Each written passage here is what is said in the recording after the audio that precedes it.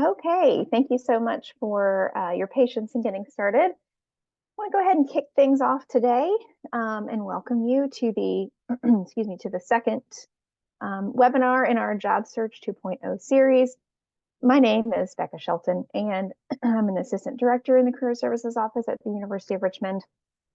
I'll do an introduction in just a minute, but I do want to go ahead and kick this off using AI for the better.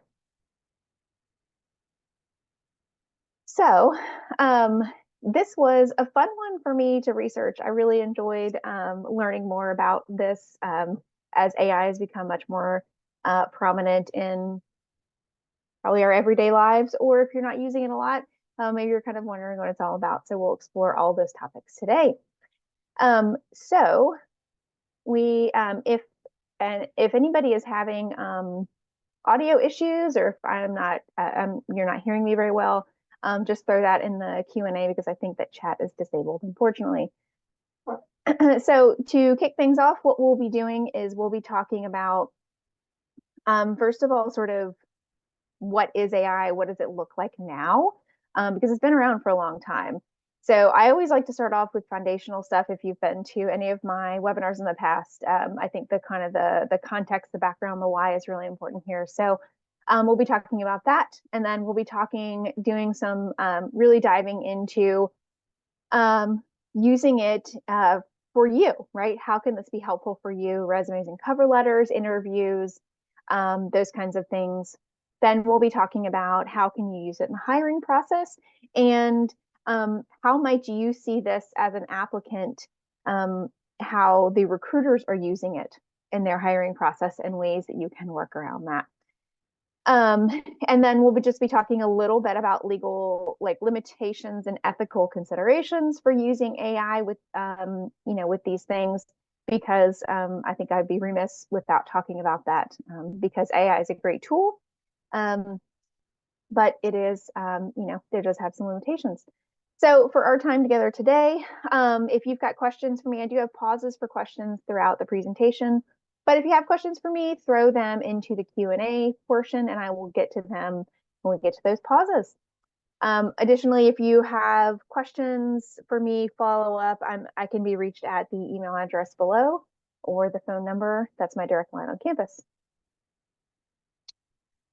So I love to start out, again, sorry, if you've been with me before, sorry, you've already seen this information, but if you are new to any webinars with me, I always like to start off with a little bit of information about the resources that you have at your fingertips. These kind of webinars are just one thing that I do. I love them. I think that they're very fun. But additionally, as a current student, I'm not sure who we have on the call here, but if you're a current student with the University of Richmond, that includes any academic program. So if you are an arts and sciences, a business, a Jepson student, and if you are any of our graduate programs through either the graduate business school or through the School of Professional and Continuing Studies, and if you are a graduate of any of those degree programs, you have access to career services free for life. Wonderful, very unique that the University of Richmond does this. So there are lots of things that you can see over there that we can talk about. It really runs the gamut. I like to say that I work with people of all ages and stages, and for me, that's really enjoyable. There are a lot of resources that you have at your fingertips. The link up there in the top right is the link to all of my past webinars. And so this one's recorded. The one last week was recorded, and all the other ones will be, and they will be put on the YouTube channel for you to view if you want to. And additionally, so Handshake is the platform we use if you're interested in an appointment with me. If you've got questions about how to get into Handshake, just send me an email and I am happy to chat. So wanted to let you all know about our resources, and we'll go ahead and dive into our content. So first of all, what is AI, right? It has really come into the mainstream in the last couple years. And the acronym, the term AI, artificial intelligence, has been used a lot more than it was previously, especially if you're just sort of a lay person like me who's just kind of pretty average and just going about their business, unless you're in the tech world. So it's been around for a long time. Think Alexa, Siri, Google Home, all of those things. Those all use AI, right?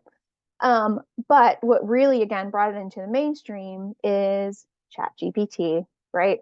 And so that's ChatGPT is a lot of what we'll be talking about how to use it for yourself today. But there are lots of other platforms and resources that use AI that can be helpful with your professional development. ChatGPT is generative pre-trained transformers, what it stands for, but we all call it ChatGPT. It was developed by an AI lab. It's not the only AI lab out there, but OpenAI is who developed it and really brought it to the forefront. ChatGPT has two different versions, so you can either use the free version, which most people do, or the paid version. I've always messed around with the free version because I don't want to pay for it. But I think that the paid just gives you a little bit of sort of an extra, like more, more sort of prompts to use, things like that. I have always been able to do what I want to do with just the free version. So you can sort of look at the benefits and see if it's helpful for you. It uses natural language processing. And really what this is just helpful for is to help us as humans to be able to communicate with computers more naturally and intuitively. It can help us solve problems, get answers to everyday questions. So a lot of what we'll be talking about today, but I've also used it for things like, hey, here's what I have in my pantry. Help me plan some meals from this. Generate a grocery list, a shopping list for me based on these recipes, and copy and paste the recipes, right? So there's all kinds of ways that you can use it in your everyday life, or you can just use it to have fun. I mean, I love here. I'm a not afraid to say it, a Harry Potter fan, and you can use it just to have fun with Harry Potter as 80s characters or Star Wars or whatever it is that you're interested in, right? So it can just give us some really good entertainment. So more into the content now of using AI to assist in writing resumes and interviews and so forth. I think the most important thing when we are thinking about how are we using this in our professional development and just our everyday lives, particularly with if we're asking it to help us write resumes or rewrite bullet points, whatever that is, AI is the starting point. It is not the end game, right? I don't think that we should ever just take the results from, say if you're using ChatGPT, we should never just take the results and copy and paste that into our resume and say, great, checkbox, resume is done. You always need to put your eyes and or somebody else's eyes on those results to check for accuracy and most importantly, truthfulness, right? I love AI as a starting point as to, okay, give me inspiration, because maybe you're using this because you just feel stuck. Maybe you're wanting to just overhaul your resume. It's been a long time. Maybe you're switching careers and you're having a really hard time with those transferable skills, right? So this can be a really great place to just find that inspiration and then take the results and see, all right, does this make sense for me and where I want to go? And is this accurate in terms of the skills and the achievements that I need to portray? So please always keep that in mind.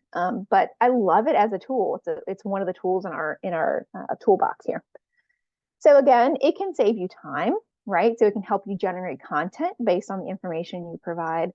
It can tailor your resume to match certain jobs you're applying for.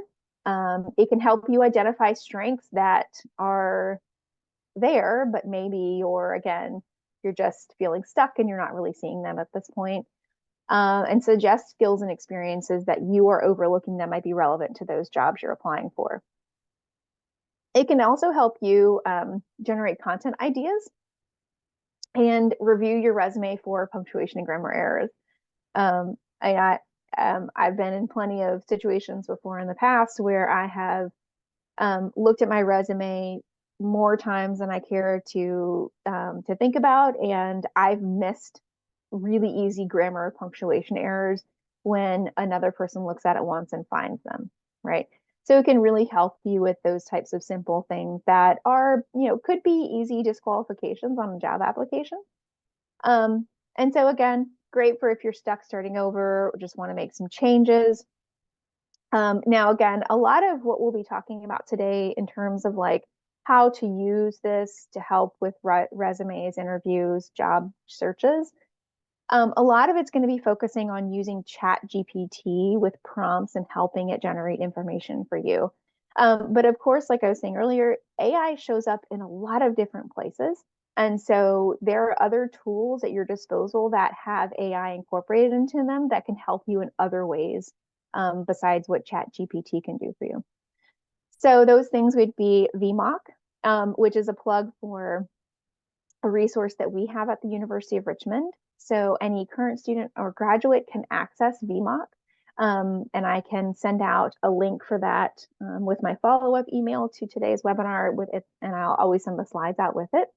But VMock is a great tool with resumes. And so it can help, you can upload, essentially how it works is you upload your resume to the platform, and it can give you feedback based on the templates we've put into it. So it can really help too with bullet point generation, refining the bullet points that you already have in there. And it also helps with formatting things. But like all AI technology, just remember that it is not perfect. And so it might give you some feedback, that you say, well, I know that this is really good and I don't want to change it. You don't have to, right? It's just a tool. Grammarly is wonderful if anybody's ever used it before. I have used it here and there. I'm not a guru with Grammarly, but it's a really, really good one for, again, just sort of like helping with tone of language. Again, just sort of spelling and punctuation errors. All the things that they teach you in a grammar class that you might not have had for years. So I love Grammarly for those kinds of things. And then Teal is actually a new resource online. And again, I can send these links out with my follow-up email, but Teal it's got a lot of stuff going on with it. And I am liking what Teal has to offer these days. So I think it's worth an exploration. Now, when you are using ChatGPT for any of these things, the one thing to always be aware of is do not give it, like say if you're copying and pasting your resume into ChatGPT to give you some feedback, do not put your personal information in there. And while that might be intuitive to some people, we might just forget because we just copy and paste the whole darn thing. But do not put name, contact information, email, LinkedIn URL, anything, no identifying information in there. Just the content of the rest of the content of that resume. Because again, this is just a data and privacy thing that you always want to be aware of. Because AI, while AI is a really sort of great tool and it can be fun to play around with, it's still very much in development. And there are a lot of kinks that probably I think that need to be worked out with it. So I think just err on the side of caution, just don't give it your personal info. So because I always, my style of teaching in these kinds of things are always to have people leave with actionable things that make sense for them practically, right? So while it's, I do like to give the background and context, I really want you to leave with things that you feel like are going to be helpful today and in the future for you. So some of the things that I'm going to put in here too are just some prompts that you can think about using with, if you want to start using ChatGPT to help with resume, think about using some of these and see what comes up. The good thing with the nice thing with ChatGPT is that if you put in one prompt, basically a question, you can always do follow-up questions with that, right? So if it's not really if it's not being as specific as you want, you can specify a prompt or a question as a follow-up, and it will work with you right through that. So it's sort of like a conversation that you're having back and forth. And if you're not getting the answer that you want, you have a follow-up answer, or excuse me, a follow-up question, and you can specify things. So, I think when I first started playing around with ChatGPT, that was one of my, I thought, well, this isn't really the answer I was looking for, or I wanted something different. And so you just have to work with the system. But these are some prompts that you can think about. Tailor, this is sort of a pretty general one, tailor my resume to this job description for, you want to put in there what you're looking for, right? For a social media manager at XYZ company. And with a lot of these, actually, what you're going to want to do is, with the prompt, you're going to want to have that first part of the prompt, and then you're going to want to shift enter twice, copy and paste the job description, shift enter twice, copy and paste your resume minus your contact info, right? So because you're giving it a prompt, but you're also wanting it to look at these two things that you're giving it. So you need to put the job description and your resume materials in there so it can work with that. Other things like, these would be specific, write for resume achievements with metrics, because the more specific you can make that prompt, the better, like the happier you're going to be with that answer, based on the job responsibilities below. And of course, you would want to copy and paste that job description. 5, persuasive. Right. So the other thing too to keep in mind here is you do want to be specific and descriptive on the tone and sort of the language that you wanted to use. So compelling, persuasive, executive level summary, conversational, right, is another way to describe sort of the tone and the content you're looking for. So also try that, right? You can try different ways to say that, because if you just said create a professional summary, you might be missing some of the tone that you want to have in there. So again, with resumes, there's lots of different ways you can use it. You can ask it to just in general tailor your resume. You can ask it to write specific bullet points. You can ask it to write a summary. Whatever sort of makes sense for you, right? And then when you're using ChatGPT for these things, always with the answers that it gives you, one thing that the advice that was given to me was to, whatever answer ChatGPT gives you, copy and paste that into a Word doc, and then so you can workshop that yourself. And again, check for accuracy, truthfulness, and make sure that it makes sense for how you're using it, right? Again, just some general tips. A few of these I mentioned before, and I think next up we have a pause for questions. So with some of these prompts, again, be specific and provide detailed prompts for what you're needing or looking for, just versus something that says, write a resume for me. That's not going to be helpful for it. Provide relevant assets, again, to help ensure the personalization. Review and edit the output, like we were just talking about, to make sure that it's accurate. And even though, yes, this is AI, and you would think that it would proofread itself, always proofread and check for errors before you submit anything. And, I had mentioned this earlier, asking for feedback, right? So you get your results from ChatGPT or VMock or whatever sort of AI assisted platform you're using. You get your results, you create what you think is great, and then have one or more people look at it as well, right?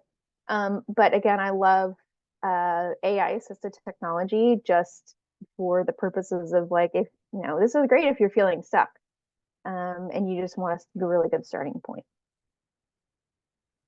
All right, so I'm going to take a drink of water, and I'll let anybody submit questions if you want to.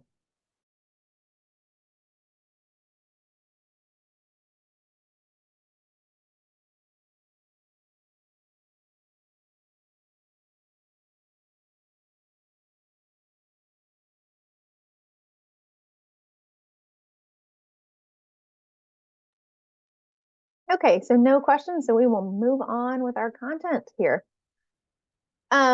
So the next few slides, I think, are, how to how to have AI assisted technology help with interviews.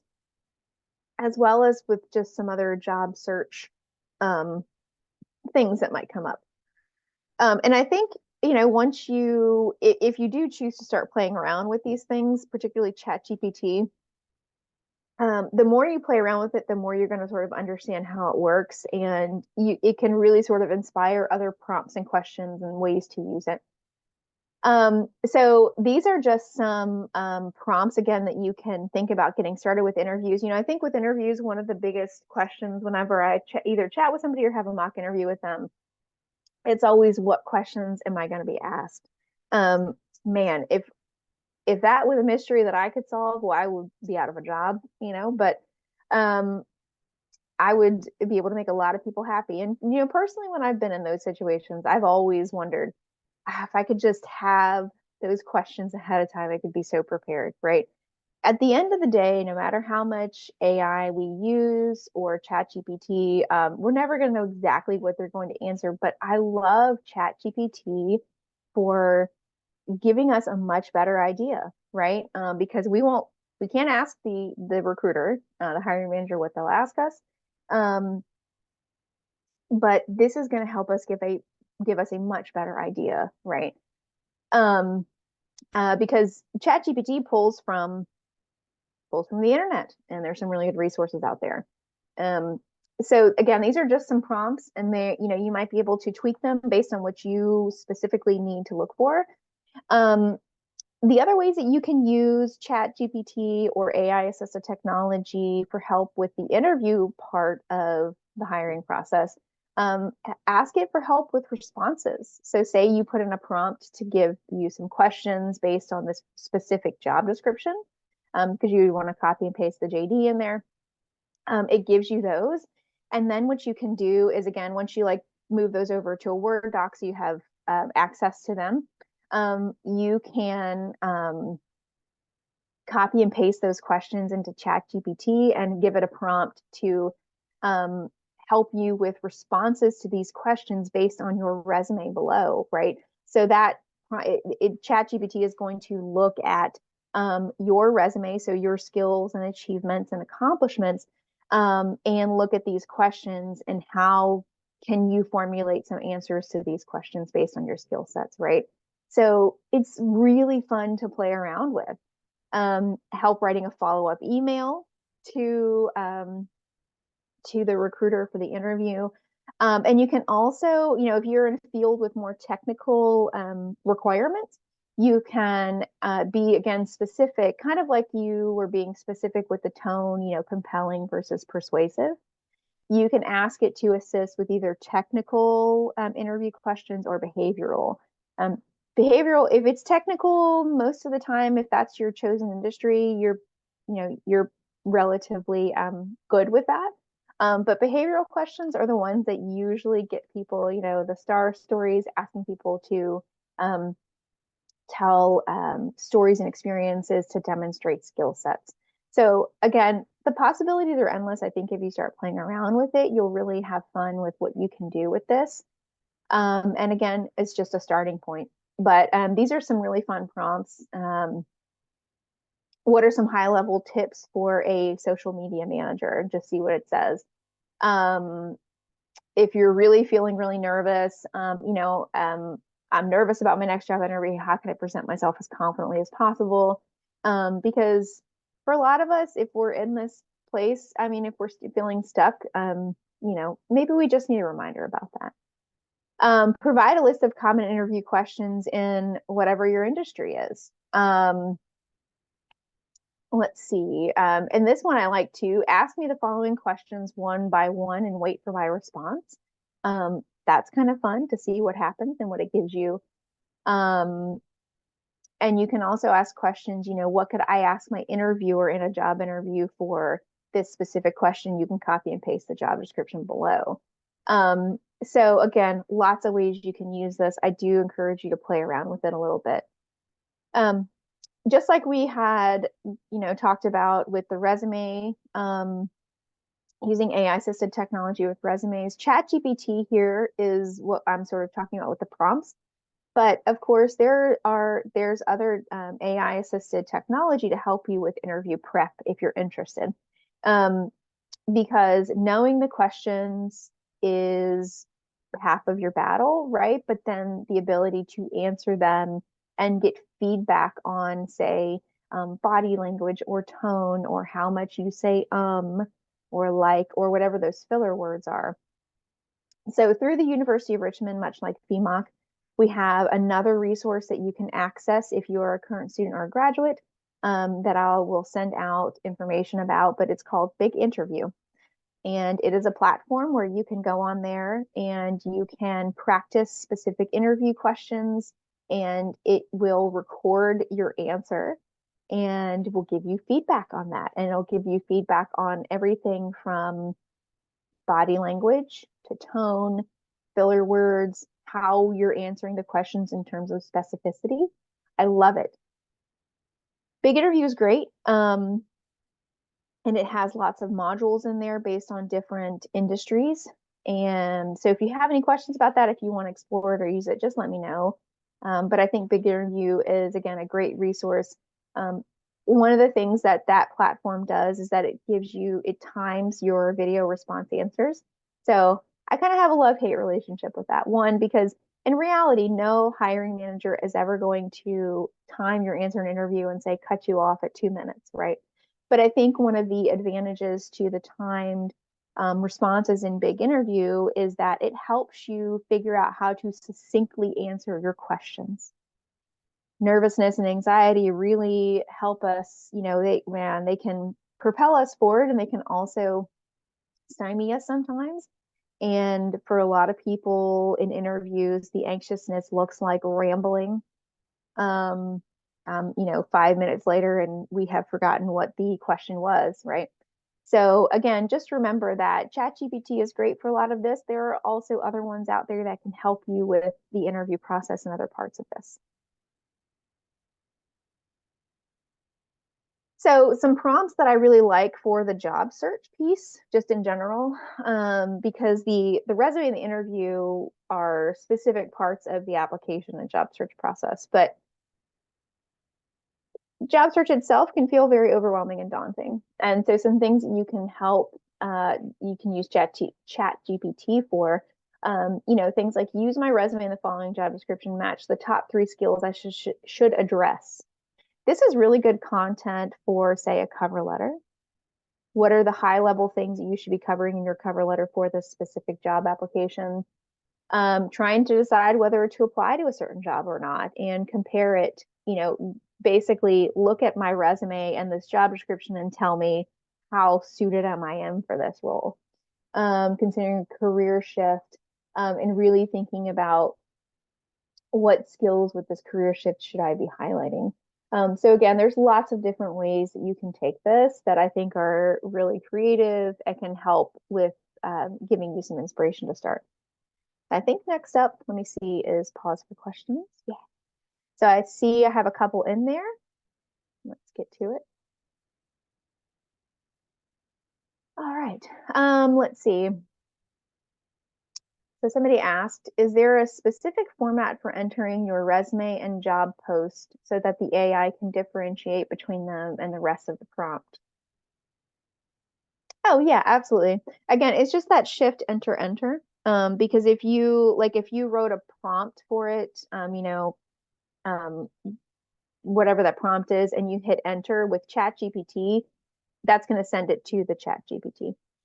So you can write your prompt and then you do shift enter enter. So it gives you a space there, copy and paste your job description, shift enter enter, and then copy and paste your resume material.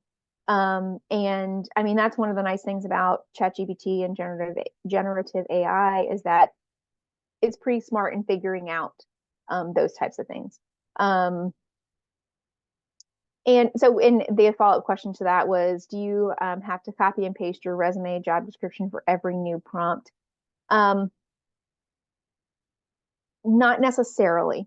So think of it like a conversation that you would have with somebody, because that's essentially what it is. Conversation with your computer in the internet. But if if you sort of end, because with ChatGPT you can end that prompt or like save it, that conversation. So if you sort of walk away from it for a while, or if you end it, then you're probably going to want to copy and paste those things in there again. But if you're just continuing that conversation like you naturally would with a person, um, I don't think you need to, because you can tell it to reference the job description above, right? And again, the great thing is you can just play around with this and see how it works. But in my experience, um, I've been able to get, I don't have to copy and paste everything all the time. So hopefully that helps answer that question.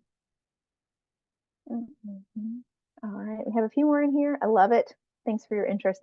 Um, oh, no questions, but I'm feeling inspired. Woohoo! Thank you. I felt inspired. I actually really enjoyed, so thank you very much for that. I enjoyed researching this. Like again, I've messed around a little bit with ChatGPT in the past, just for funsies, like, again, recipes, you know, people in my house want dinner every night, I joke. And so I need ideas. So I messed around with that stuff, but it was really fun to do the research on this.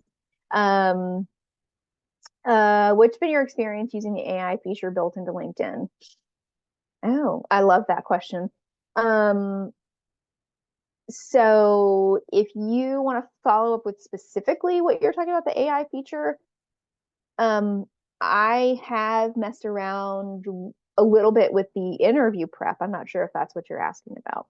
Um, so if you want to let me know specifically, I'd be happy to try to answer your question.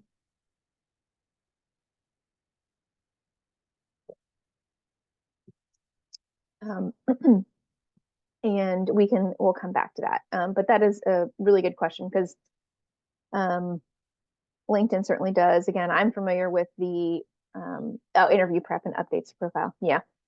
The interview prep, again, I think it's at the foundation level, like it has the same purposes and features of things like Big Interview. I think Big Interview, you get better feedback through that.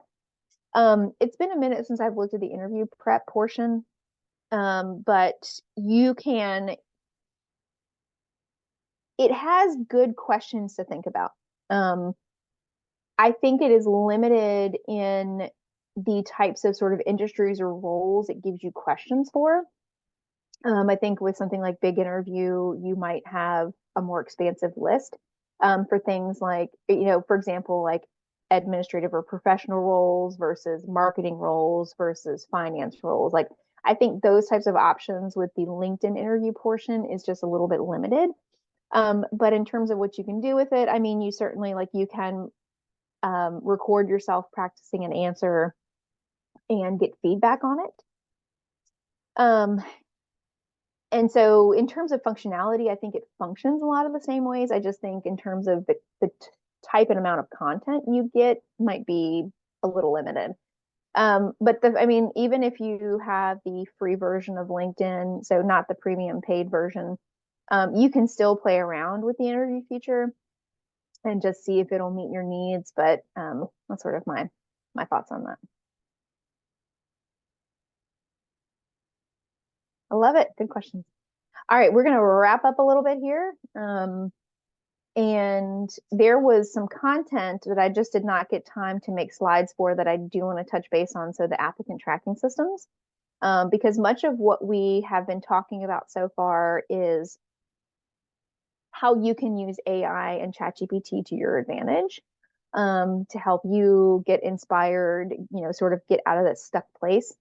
Um, but of course, AI technology is everywhere, and not only are job seekers using it, but recruiters and hiring managers have been using it for some time. And so I do want to spend some time talking about that and what to look out for. Um, but of course, some of these we've already talked about, but I always, again, I love it. AI and ChatGPT, it's a tool. It's not the only tool in your toolbox. And if you've listened to any of my webinars or if we've had appointments together, one of the things that I always talk about is with any job search in your professional development in general, but specifically the job search, you have lots of tools at your disposal. Think of it like a toolbox, right? every toolbox has lots of varying types of tools in there, a hammer, a screwdriver, a wrench, those kinds of things, right? They all help you get to the end goal of fixing the thing or getting the job, but they all have different functionalities. And so when you think about your job search and all the things that you have at your disposal, um, things like networking, career services at the University of Richmond, AI assisted technology, your network, right? All of those things are the tools in your toolbox that help you get to the end goal, but they have different functionalities for you. So again, I love AI. I think it is very helpful for a lot of things, but it should not be the only answer to your problem. So some of the concerns and limitations that I think about here, again, it can, with the specificity that you want to give the prompts, things like that, it it doesn't understand anything about your history unless you tell it. So again, just being specific and what you're looking for and how you want it to work with you. Um, Possibility of disqualification. Again, this is why you always want to proofread for accuracy and just the general ethical concerns about the skills and achievements that you're announcing. And that's why we always want to take our results, put them in a Word doc, have a set of eyes and somebody else's eyes on them. Potential errors, again, it's not perfect. And the data privacy and security piece, just never giving it your personal information. Just make sure nobody can do anything with that. So those are some of the concerns and limitations that we would think about with this. Now, again, I'm sorry that I do not have a slide for this. Yep. But all right. What I did want to talk about next was just a little bit of the applicant tracking systems. So applicant tracking systems, essentially, I mean, if you're job searching or if you have recently in the past, you have run into these, and if you didn't know it, applicant tracking systems have been around. I started in this industry in 2009 when the Great Recession was really moving along. And this is really where these came up. They were pretty rudimentary back then. And they have, they've like as AI has developed, they have gotten better over time, but it's not perfect. Applicant tracking systems look like, they're called, but there's lots of different ones on the market. So Workday is a huge one that a lot of employers use. HireVue is a big one. HireVue is where you'll see a lot of the pre-recorded interviews, which we'll talk about in a minute. So they have lots of different names. I think Greenhouse is another one that I can think of. Taleo, Taleo. So one of the challenging things I think with ATS is that not every company purchases one to use. Usually, okay, so definitely if they're a large organization, over a certain amount of employees, like they're probably going to be using this because they're either popular and they're getting a lot of applications. Because ATS, it came around again to solve a problem for the recruiters and hiring managers, because in the Great Recession, they were absolutely flooded with applications, and their HR departments were cut because of budget reasons and the Great Recession, and they had to figure out how to successfully manage all of these applications. So that's how it came about.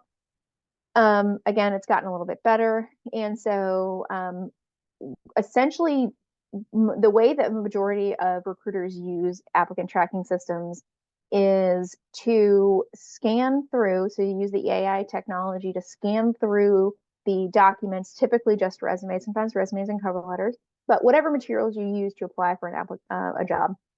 So it's going to scan those materials, and then the system is going to say, based on the content provided here, these materials, have a 80% match to this job description that we're hiring for, right?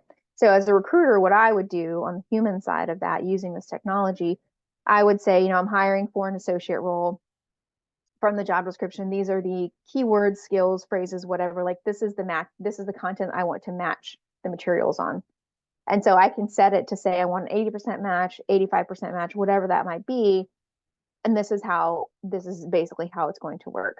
And so from the job seeker's perspective, this can be incredibly frustrating because this is where you might hear a lot of people say, I'm really qualified for this, or I'm overqualified and I got an auto rejection, or if you're getting an email within 24 hours that says thanks, but no thanks, that's probably you running into issues with the ATS. So in terms of resume format, here's what you want to look out for. No tables, no strange formatting. Canva, beautiful resumes, not the ones that you want to submit for applicant tracking system application. Typically, you can tell an ATS system if, like, when you go to the URL, you want to look at the URL. So if you're going to go to their portal to apply, it's usually going to have that system in the beginning part of that URL, like talio.nike.com, or Workday is going to be in there, or whatever. So you can typically tell, and you can also usually scroll down to the bottom of that application page and it's going to say powered by Workday, right? So there's typically ways to tell. But from your materials perspective, again, just the simpler the better. Don't overcomplicate the formatting, no tables again, because the system can't read that. So when it scans your PDF material for this, the table is it's either like not going to pick up content in some parts of that, or it's going to scramble it enough. I am not well versed enough in the technology to know the specific reasons or words to use to say why it's not going to read it, but I just know it's not going to read it very well. So you want to keep that formatting simple. Your sort of basic simple fonts, Arial, Arial font, Garamond, Times New Roman, if you will, those kinds of things, to keep it simple font. Again, no borders, colors, those kinds of things, because it's just not going to like it very much. Again, Canva resumes or other quote unquote prettier resumes, those are great for networking purposes. I love them for those reasons. If somebody's making an introduction to you or a referral, send them that pretty resume, right? Because it is eye-catching and there's a purpose for it, just not with those ATS. So with ATS, you can run into the formatting issues. And then the other thing to keep in mind too with applicant tracking systems and you being aware of them in your job search is this is also where your network is really going to come in handy. And so many organizations, particularly of any size caliber or, out there who are generating a lot of applications, they're going to have a really strong internal referral system. And so when you're perhaps like running into issues with ATS, thinking about who do you know within your circles that can help give you referrals to certain jobs, because that's going to be really, really helpful in helping your resume move up to the top of the pile.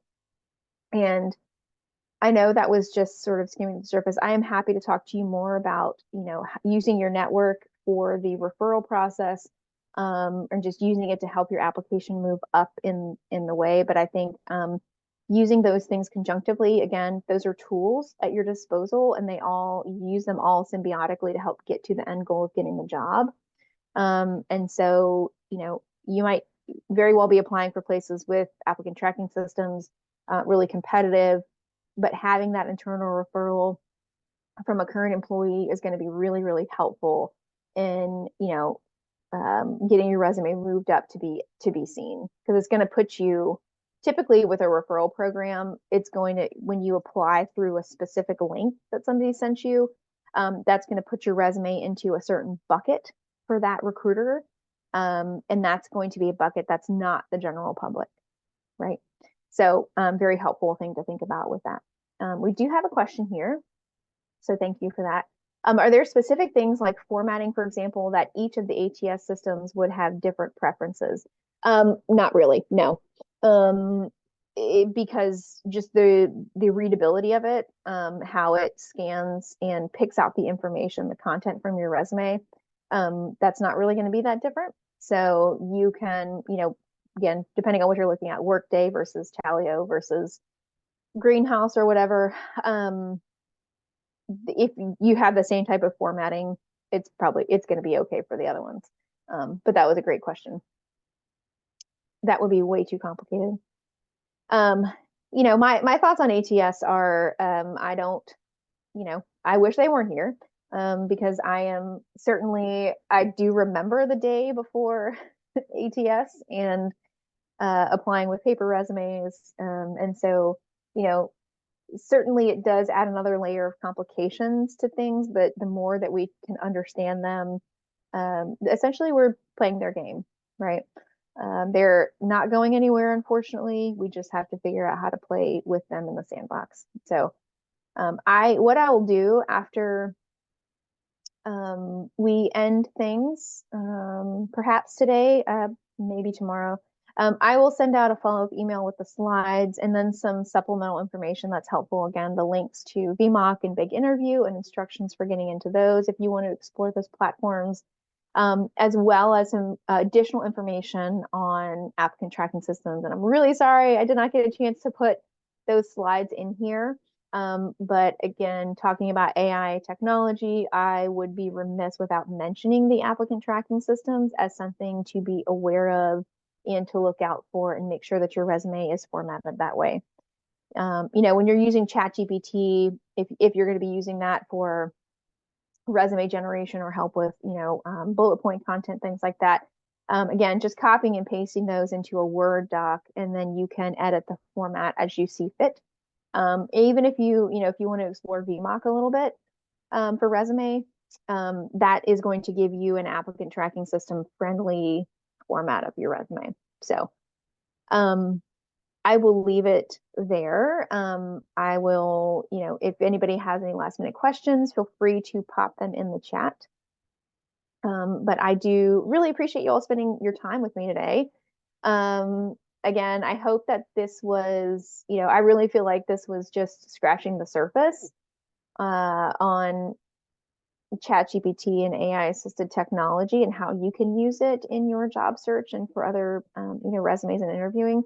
But again, I hope this was at least inspirational to understand more about it, as well as other ways that you can start using it and start exploring the platform. So again, thank you very much. If you have any questions, feel free to shoot me an email really quickly. Our website is there if you want any additional information about our office.